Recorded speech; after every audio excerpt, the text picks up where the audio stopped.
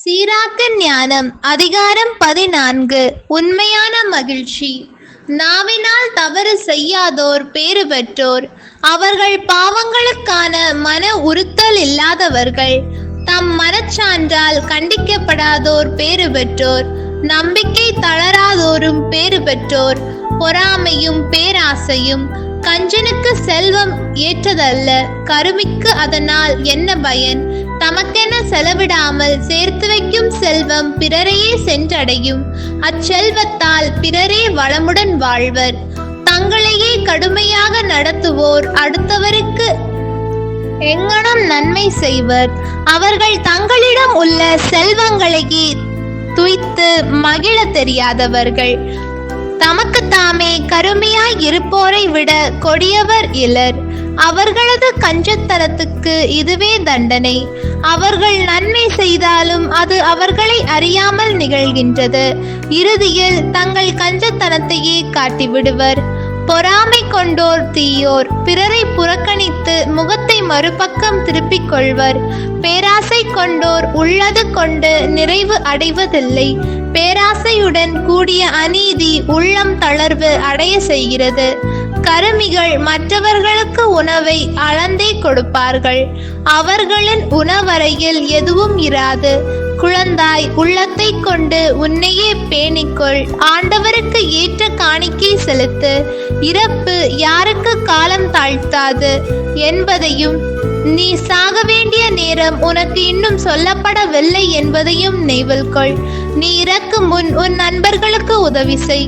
உன்னால் முடிந்தவரை ஏராளமாக கொடு. ஒவ்வொரு நாளும் உனக்கு கிடைக்கும் நன்மைகளை நன்கு பயன்படுத்து.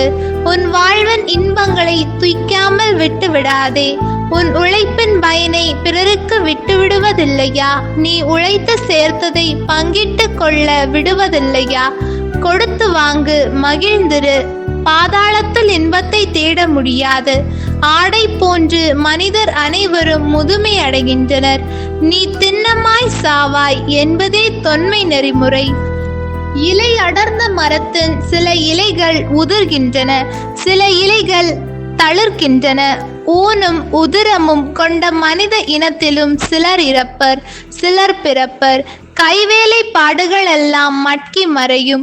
அவற்றை செய்தோரும் அவற்றோடு மறைந்தொழிவர். ஞானிகளின் மகிழ்ச்சி. ஞானத்தில் நாட்டம் செலுத்துவோர் பேறு பெற்றோர்.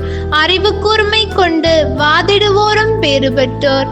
ஞானத்தின் வழிகள் பற்றி தம் உள்ளத்தில் எண்ணி பார்ப்போரும் அதன் இரகசியங்களை சீர்தூக்கி பார்ப்போரும் பேறு பெற்றோர். வேடர் போன்று அதை தேடி சென்று அதன் வழிகளில் பதுங்கி இருப்போரும் பேறு பெற்றோர். அதன் பலகணி வழியே உற்று நோக்குவோரும் அதன் கதவு அருகே நின்று கேட்போரும் பேறு பெற்றோர்.